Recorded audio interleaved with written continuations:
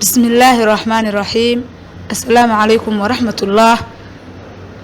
سندي لوada kun iyo 14 ilaa iyo 2016 intii u dhaxaysay waxa uu dilay cudurka Ebola tiro gaaraysa qiyaas ahaan 11300 oo qof asagoona saameyn ku yeeshay ilaa 28600 oo qof oo dunida ku nool.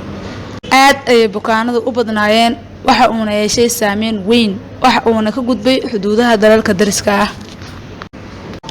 Ebola markii ugu horeysay waxa uu ka dilaacay xaafad u dhow wabiga Ebola River. wabigaas oo ah magaca cudurkan meesha uu ka yimid waxa uu ku yaalaa wabigaas Jamhuuriyadda Dimuqraadiga ah ee Congo waxa ay xuduud la leedahay dalka Uganda oo ah cudurkan hadda meesha uu ka taagan yahay waxa ay xuduud la leedahay dalka Kenya.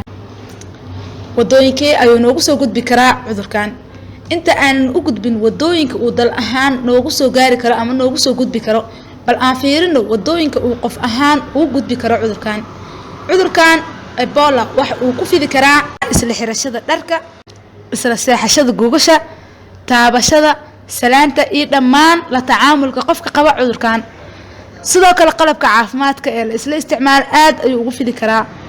waxa kale oo halis ku jira shaqaalaha caafimaadka ee ku howlan u adeegista dadka qaba cudurkan waxa laga rabaa inay isticmaalaan hanaanka ka hortagida caalamiga ah.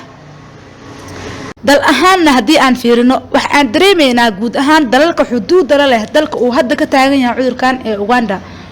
bal aan fiirino dalka Kenya oo aanu nahay daris waxa dhammaan kooxaha caafimaadka la geeyay meelaha ugu muhiimsan dalka gaar ahaan meelaha dalka laga soo gali karo waxaana baaris caafimaad lagu marsiiyaa gudaha garoonka qof walba oo soo gala si loo ogaado ama looga digtoonaado khatar ah inuu soo gudbo qof qaba cudurka Ebola.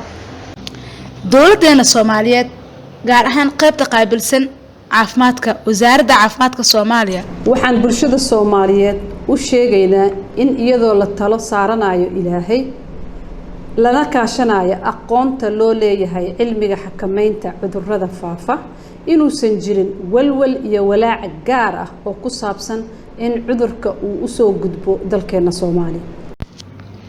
haddii aad isweydiinayso su'aasha ah in uu daawo leeyahay cudurka Ebola jawaabtu waa maya. wali lama soo saarin daawadiisa laakiin waxaa lagula tacaalaa tallaal kaas oo loo isticmaali karo kaliya ka hortagis. mahadsanidin.